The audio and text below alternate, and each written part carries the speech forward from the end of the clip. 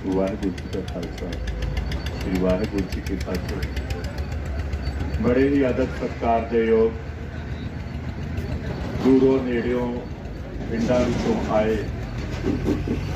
मेरे सत्कारयोग बुजुर्गों, नौजवान साथियों, प्यारे बच्चों, जिदा कि आप जी को पता है कि पिछले महीने की 25 तारीख तो लगभग एक महीने तो ज़्यादा समा सानू ਇੱਥੇ टोल प्लाजा ਨੂੰ पर्ची मुक्त करके बैठिया हो गया है। लगभग पिछले 2 महीनों तो ज़्यादा वक्ता दिल्ली दीयां सरहदां ते बैठे साडे किसान भरावां नूं हो गया है। मौके की सरकार ने, हुकूमत ने लगातार इस अंदोलन नूं खत्म करने वास्ते, इस अंदोलन नूं फेरू फेरू करने वास्ते तरह तरह के उपराले किए, पर समय समय अनुसार साडियां जथेबंदियां दी काबलियत, साडे सत्कारयोग सरदार बलबीर सिंह जी राजेवाल साहब, सत्कारयोग दर्शनपाल जी, सत्कारयोग कुलवंत संधू साहब, सत्कारयोग गुरनाम सिंह चडूनी साहब या होर जिन्ने भी साडे सत्कारयोग लीडर ने, टकैत साहब हो गए उन्हां चों। मैं सब तो पहले तो सारे साथियों को अपील करूँगा, जिन्हें भी बुलारे इथों बोल के जाते हैं, कृपा करके जिन्हें भी साडे सत्कारयोग लीडर साहबान ने, असे साडे राजनीतिक लोगों के सामने नाम ते चौधरी ते पिछे साहब लाना नहीं भूलते। मैं बहुत बारी देखा चौधरी ते पिछे साहब असी हर एक राजनेता के पिछे लाना नहीं भूलते, ना चाहदिया होया भी ला बैठते हैं। पर मैनू उदों दुख होता है जो असी ये कह दें राजेवाल ने आ गल कही, दर्शनपाल ने आ गल कही। मैं माफ़ी चाहना सारिਆਂ तो कि कृपा करके ये असल च साडे सत्कारयोग ने इन्हां दे नाम अगे कृपा करके रिस्पैक्टेड शब्द लाया करिए। दूसरी गल मैं सरकार की करूँगा कि सरकार ने असल दे विच हुणे बलजिंदर बोल रहा सी ते मैं सुन रहा सी मेरे उस भरा नूं कि जिहड़ा साडे परिवारां दे विच, साडे पिंडां दे विच साडा BPL परिवार ने, बिलो पॉवर्टी लाइन दे साडे गरीबी रेखा तो नीचे दे परिवार ने, उन्हां दे विच एक मैसेज किते ना किते सरकार देना चाहती है कि उन्हां नूं इस जिहड़े काले कानून ने वो किते ना किते सोचते ने इहदा फायदा सानू है, सानू इहदा कोई नुकसान नहीं।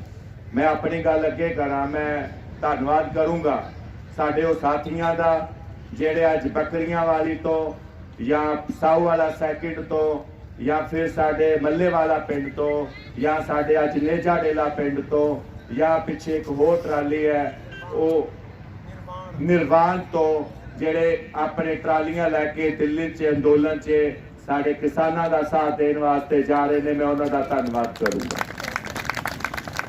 तो सत्कारयोग भरावो, जिदा मेरा भरा हुणे गल करके गया, मैं अपनी गल नूं कंटिन्यू करा। असल दे विच इस सरकार ने जो कुछ हुण तक कीता, साडे BPL परिवारां नूं फ्री च जिहड़े सिलेंडर वंडे तां एक मैसेज कन्वे करन की कोशिश की, मैसेज देने की कोशिश की कि असीं तुहानूं सिलेंडर फ्री दे रहे हैं।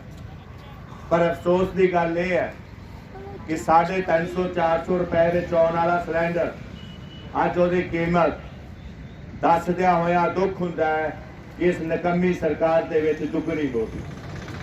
दसदिया होया यह दुख हो रहा है कि जिहड़ी सबसिडाइज कीते हुए सिलेंडरां नूं दिता जा रहा सी लोकां नूं, इस नकम्मी सरकार ने सबसिडी नूं खत्म किया। ये भी साडे मुद्दे ने। साडा यह भी मुद्दा है कि जिथे उस समय दे विच विपक्ष च बैठी भारतीय जनता पार्टी ਜਿਹੜਾ ਇਹ ਪ੍ਰਚਾਰ ਕਰ ਰਹੀ ਸੀ ਕਿ ਤੇਲ ਦੇ ਨਾਮ ਤੇ ਲੋਕਾਂ ਨੂੰ ਲੁੱਟਿਆ ਜਾ ਰਿਹਾ, ਸਿਲੰਡਰ ਦੇ ਨਾਮ ਤੇ ਲੁੱਟਿਆ ਜਾ ਰਿਹਾ ਹੈ। ਅੱਜ ਕੰਨੀ ਤੇਲ ਪਾ ਕੇ ਸੁੱਤੀ ਪਈ ਹੈ, ਜਿੱਥੇ ਤੇਲ ਦੀਆਂ ਕੀਮਤਾਂ 80 ਰੁਪਏ ਨੂੰ ਹੱਥ ਲਾਈ ਬੈਠੀਆਂ ਨੇ। ਇਹ ਵੀ ਸਾਡੇ ਮੁੱਦੇ ਨੇ। ਸਾਡੇ ਇਹ ਵੀ ਮੁੱਦੇ ਨੇ ਕਿ ਡੀਏਪੀ ਦਾ ਰੇਟ, ਜਿਹੜਾ किसान वास्ते डीएपी का रेट 1100 रुपए तो भी ऊपर 1150 रुपए 1200 रुपए तक इस सरकार ने किया। साडे ये भी मुद्दे ने कि साडे फर्टिलाइजर्स नु जीएसटी दे अंडर लेके आंदा, साडे पेस्टिसाइड हर्बिसाइड्स नु भी साडे ਜਿਹੜੀਆਂ ਸਪਰੇਆਂ ਨੇ ਉਹਨਾਂ ਨੂੰ ਵੀ ਇਹਨਾਂ ਨੇ जीएसटी ਦੇ ਅੰਡਰ ਲੈ ਕੇ ਆਂਦਾ। ਸਾਡੀ ਕਿਸਾਨੀ ਨੂੰ ਲੁੱਟਣ ਦਾ ਕੰਮ ਇਸ ਨਿਕੰਮੀ ਸਰਕਾਰ ਨੇ ਸ਼ੁਰੂ ਤੋਂ ਹੀ ਕਰ ਰੱਖਿਆ ਹੈ। ਇਹਨੇ ਉਦਯੋਗਪਤੀਆਂ ਦੇ ਘਰ ਭਰਨ ਦਾ ਕੰਮ ਸ਼ੁਰੂ ਤੋਂ ਹੀ ਕਰ ਰੱਖਿਆ। ਅੱਜ ਹਾਲਾਤ ਇਹ ਬਣ ਚੁੱਕੇ ਨੇ ਕਿ ਕਿਸਾਨੀ ਜੋ ਹੈ ਉਹ ਘਾਟੇ ਦਾ ਸੌਦਾ ਬਣ ਰਿਹਾ ਹੈ। ਇਹ ਮੌਜੂਦਾ ਹਾਲਾਤ ਮੌਜੂਦਾ ਸਰਕਾਰ ਨੇ ਬਣਾਇਆ। ਇਹ ਤੇ ਸਾਡੇ ਆਰਥਿਕ ਪੱਖ ਨੇ, ਇਹ ਸਾਡੇ ਇੱਕ ਦੇਖਿਆ ਜਾਵੇ ਤੇ ਪੈਸੇ ਵਾਲੇ ਪੱਖ ਨੇ।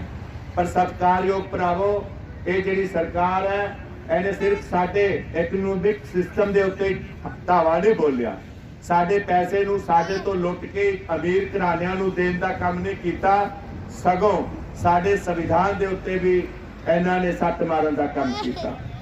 ਸੰਵਿਧਾਨ ਦੇ ਅਨੁਸਾਰ ਜਿਹੜਾ ਸਾਡਾ ਇੱਕ ਕਾਨੂੰਨ ਇਹਨਾਂ ਨੇ ਪਾਸ ਕੀਤੇ, ਰਾਜ ਸਭਾ ਦੇ ਵਿੱਚ ਜਦੋਂ ਇਹਨਾਂ ਕੋਲ ਬਹੁਮਤ ਹੈ ਹੀ ਨਹੀਂ ਤੇ ਬਿਨਾਂ ਵੋਟਿੰਗ ਤੋਂ ਇਹ ਕਾਨੂੰਨ ਦੇ ਮੁਤਾਬਕ ਇਸ ਕਾਨੂੰਨ ਨੂੰ ਪਾਸ ਕਰਨ ਦੀ ਪਾਵਰ ਰਾਜ ਸਭਾ ਕੋਲ ਹੈ ਹੀ ਨਹੀਂ। ਬਿਨਾਂ ਵੋਟਿੰਗ ਤੋਂ ਧਰਨੇ ਮਾਤੇ ਨਾਲ ਇਸ ਕਾਨੂੰਨ ਨੂੰ ਪਾਸ ਨਹੀਂ ਕੀਤਾ ਜਾ ਸਕਦਾ। ਉੱਥੇ ਸਾਡੇ ਸੰਵਿਧਾਨ ਸਾਡੀਆਂ ਜਿਹੜਾ ਡੈਮੋਕ੍ਰੈਟਿਕ ਸਿਸਟਮ ਹੈ ਉਹਨੂੰ ਜਿਹੜਾ ਸਾਈਡ ਤੇ ਰੱਖ ਕੇ ਇਹਨਾਂ ਕਾਨੂੰਨਾਂ ਨੂੰ ਸਾਡੇ ਵਿਰੁੱਧ ਪਾਸ ਕੀਤਾ ਗਿਆ। ਸਤਿਕਾਰਯੋਗ ਭਰਾਵੋ, ਗੱਲ ਇੱਥੇ ਹੀ ਖਤਮ ਨਹੀਂ ਹੁੰਦੀ। ਸਾਡੇ ਫੈਡਰਲ ਸਿਸਟਮ ਦੇ ਉੱਤੇ ਫੈਡਰਲ ਸਿਸਟਮ ਕੀਆ ਕਿ 3 ਤਰ੍ਹਾਂ ਦੇ ਵਿੱਚ ਸਾਡੇ ਸਿਸਟਮ ਨੂੰ ਵੰਡਿਆ ਹੋਇਆ ਹੈ। ਇੱਕ ਉਹ ਵਿਸ਼ੇ ਨੇ ਜਿਨ੍ਹਾਂ ਤੇ ਰਾਜ ਸਰਕਾਰ ਕਾਨੂੰਨ ਬਣਾਉਂਦੀ ਹੈ, ਦੂਜਾ ਜਿਨ੍ਹਾਂ ਤੇ ਸੈਂਟਰ ਗਵਰਨਮੈਂਟ ਜਿਹੜੀ ਹੈਗੀ ਉਹ ਕਾਨੂੰਨ ਬਣਾਉਂਦੀ ਆ, ਤੀਸਰੀ ਕੰਕਰੀਟ ਰਿਲੀਜ਼ ਜਿਹਦੇ ਉੱਤੇ ਦੋਨੇ ਬੈਠ ਕੇ ਸਲਾਹ ਦੇ ਨਾਲ ਕਾਨੂੰਨ ਪਾਸ ਕਰਦੀਆਂ ਨੇ। ਪਰ ਜਿਹੜਾ ਤੁਹਾਡਾ ਖੇਤੀ ਦਾ ਵਿਸ਼ਾ ਹੈ, ਖੇਤੀ ਦੇ ਵਿਸ਼ੇ ਦੇ ਉੱਤੇ ਕਾਨੂੰਨ ਬਣਾਉਣ ਦਾ ਅਧਿਕਾਰ ਜਿਹੜਾ ਹੈ ਉਹ ਕਿਤੇ ਵੀ ਸੈਂਟਰ ਗਵਰਨਮੈਂਟ ਕੋਲ ਨਹੀਂਗਾ, ਉਹ ਤੁਹਾਡੇ ਰਾਜ ਦਾ ਵਿਸ਼ਾ ਸੀਗਾ।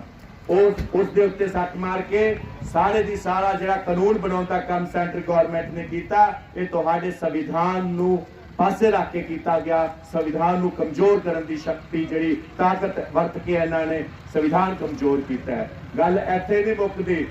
ਜਿਹੜਾ GST ਪਿੱਛੇ ਲਾਇਆ ਸੀਗਾ, GST ਦੇ ਵਿੱਚ ਵੀ ਇਹਨਾਂ ਨੇ ਸੰਵਿਧਾਨ ਨੂੰ ਸਾਈਡ ਤੇ ਰੱਖ ਕੇ ਜਿਹੜੀ GST collection C, SGST and CGST ਦੇ ਨਾਮ ਦੇ ਉੱਤੇ ਵੀ ਜਿਹੜਾ ਸਟੇਟ ਦਾ ਸ਼ੇਅਰ ਸੀਗਾ ਉਹ ਪਹਿਲੇ ਸੈਂਟਰ ਗਵਰਨਮੈਂਟ ਕੋਲ ਜਾਂਦਾ। ਸੈਂਟਰ ਗਵਰਨਮੈਂਟ ਆਪਦੀ ਮਰਜ਼ੀ ਦੇ ਨਾਲ ਸਟੇਟਾਂ ਨੂੰ ਆਵਾਜ਼ ਡਿਸਟ੍ਰੀਬਿਊਟ ਕਰਦੀ ਆ, ਜਿਹਦੇ 'ਚ ਤੁਹਾਡਾ ਜਿਹੜਾ ਸੈਂਟਰਲ ਜਿਹੜਾ ਟੈਕਸੇਸ਼ਨ ਸਿਸਟਮ ਆ ਉਹ ਵੀ ਤੁਹਾਡੇ ਜਿਹੜਾ ਸਿਸਟਮ ਫੈਡਰਲ ਸਿਸਟਮ ਆ ਗਵਰਨਮੈਂਟ ਦਾ, ਉਹਦੇ ਉੱਤੇ ਜਿਹੜਾ ਇਹਨਾਂ ਨੇ ਧਾਵਾ ਬੋਲਿਆ ਉਸ ਨੂੰ ਖਤਮ ਕਰਨ ਦੀ, ਉਹਨੂੰ ਤਾਰ ਪੀੜੋ ਕਰਨ ਦੀ ਕੋਸ਼ਿਸ਼ ਨਿਕੰਮੀ ਸਰਕਾਰ ਨੇ ਕੀਤੀ। ਯਾਦ ਰੱਖਿਓ, ਇਹ ਜਿਹੜੀ ਨਿਕੰਮੀ ਸਰਕਾਰ ਆ ਜਿੱਥੇ ਸਾਡੇ ਇਕਨੋਮਿਕ ਤੇ ਜਿਹੜਾ ਸਾਡਾ ਕਨਸਟੀਟਿਊਸ਼ਨਲ ਸਿਸਟਮ ਆ ਉਹਦੇ ਤੇ ਧਾਵਾ ਬੋਲਿਆ। ਤੀਸਰਾ, ਤੁਹਾਡੇ ਧਰਮਾਂ ਦੇ ਵਿੱਚ ਵੀ ਤੁਸੀਂ ਆਪਣੇ ਅੱਖੀ ਦੇਖ ਚੁੱਕੇ ਹੋ। ਸ਼ਰਮ ਹੋਣੀ ਚਾਹੀਦੀ ਆ ਦੇਸ਼ ਦੇ ਐਡੇ ਵੱਡੇ ਅਹੁਦੇ ਤੇ ਬੈਠੇ ਨਰਿੰਦਰ ਮੋਦੀ ਨੂੰ ਕਿ ਐਡੀਆਂ ਘਟੀਆ ਚਾਲਾਂ ਚੱਲ ਕੇ, ਐਡੀਆਂ ਨੀਚ ਹਰਕਤਾਂ ਕਰਕੇ ਦੇਸ਼ ਦੇ ਵਿੱਚ ਦੇਸ਼ ਦੇ ਹੁਕਮਰਾਨ ਦਾ ਕੰਮ ਹੁੰਦਾ ਹੈ ਜਨਤਾ ਦੀ ਆਵਾਜ਼ ਸੁਣਨੀ। ਦੇਸ਼ ਦੇ ਹੁਕਮਰਾਨ ਦਾ ਕੰਮ ਹੁੰਦਾ ਹੈ ਸ਼ਾਂਤੀ ਵਿਵਸਥਾ ਸਥਾਪਿਤ ਕਰਨੀ। ਜਿੱਥੇ ਕਿਸਾਨ ਦੇਸ਼ ਦੇ ਵਿੱਚ ਸ਼ਾਂਤੀ ਵਿਵਸਥਾ ਸਥਾਪਿਤ ਕਰਨ ਵਾਸਤੇ ਦੇਸ਼ ਦਾ ਕਿਸਾਨ ਸ਼ਾਂਤਮਈ ਤਰੀਕੇ ਦੇ ਨਾਲ ਬੈਠਾ ਹੈ। ਸ਼ਰਮ ਹੋਣੀ ਚਾਹੀਦੀ ਹੈ ਦੇਸ਼ ਦੇ ਪ੍ਰਧਾਨ ਮੰਤਰੀ ਨੂੰ ਕਿ ਆਪਣੇ ਗੁੰਡੇ ਭੇਜ ਕੇ ਪੁਲਿਸ ਦੇ ਨਾਲ ਮਿਲ ਕੇ ਸਾਡੀ ਰਾਸ਼ਟਰੀ ਧਰੋਹਰ ਜਿਹੜਾ ਸਾਡਾ ਲਾਲ ਕਿਲਾ ਹੈ ਉਹਦੇ ਵਿੱਚ ਕਿਸੇ ਧਰਮ ਵਿਸ਼ੇਸ਼ ਦੇ ਝੰਡੇ ਦਾ ਨਾਮ ਲੈ ਕੇ ਉੱਤੇ ਝੰਡਾ ਲਹਿਰਾਉਣ ਦਾ ਕੰਮ।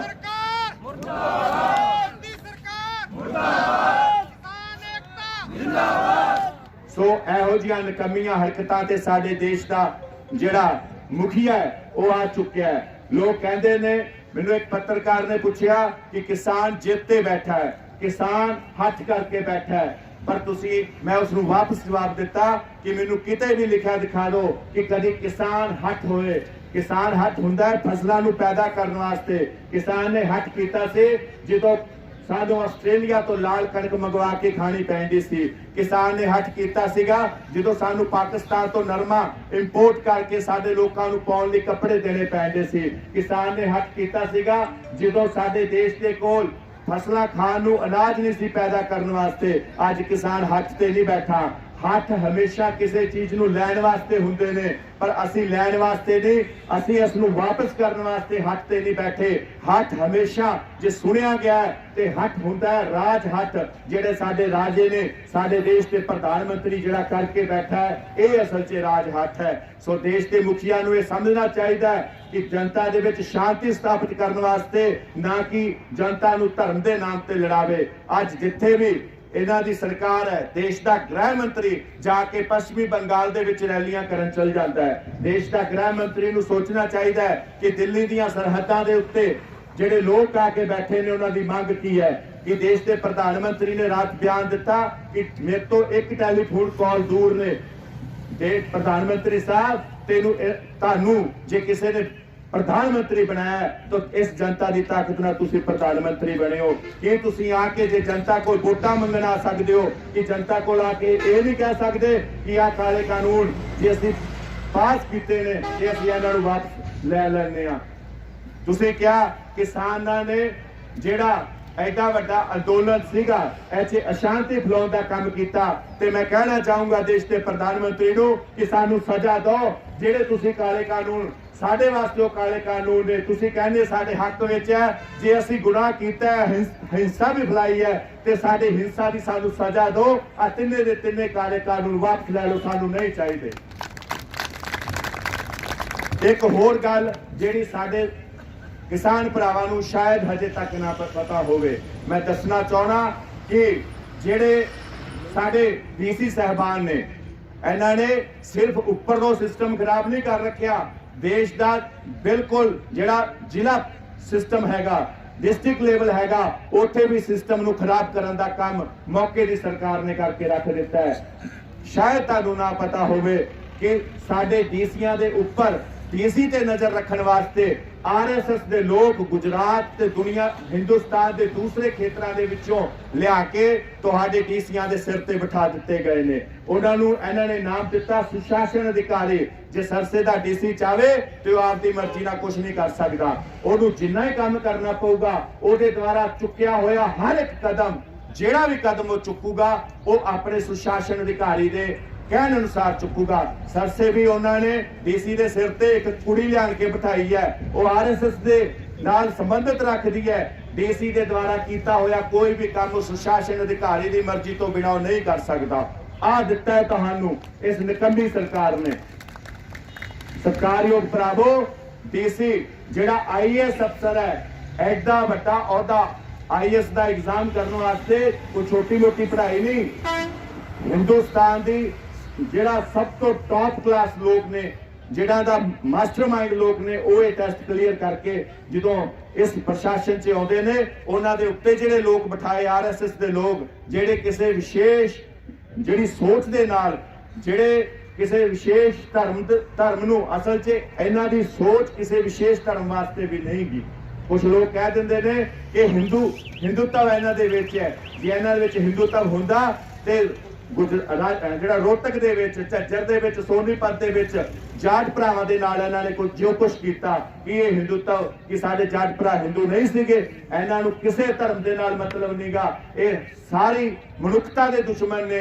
असल दे विच इन्हां लोकां नूं अपने राज दे नाल मतलब आ, सिर्फ ते सिर्फ इन्हां नूं राज चाहिदा, इन्हां नूं जनता नहीं चाहिदी, इन्हां नूं कुछ भी नहीं चाहिदा। किते पाकिस्तान दे किते सानू पाकिस्तान के नाम से आपस से लड़ाया जाता, किते सानू मुसलमान भरावां दे नाम से आपस से लड़ाया जाता। धारा 370 ला के जो कुछ जम्मू कश्मीर दे विच उथों दे नौजवानों नूं जिहड़ा इन्ना दुखी इन्हां लोकां ने कर रखिया, जिस दे नाल उथों दा सिस्टम अज बिल्कुल डिस्टर्ब हो चुकिया। तो सत्कारयोग भरावो, अज जरूरत आ एक होर मैं गल कहना चाहूंगा इस मंच के माध्यम तो। गल इत्थे ही खत्म नहीं हुंदी।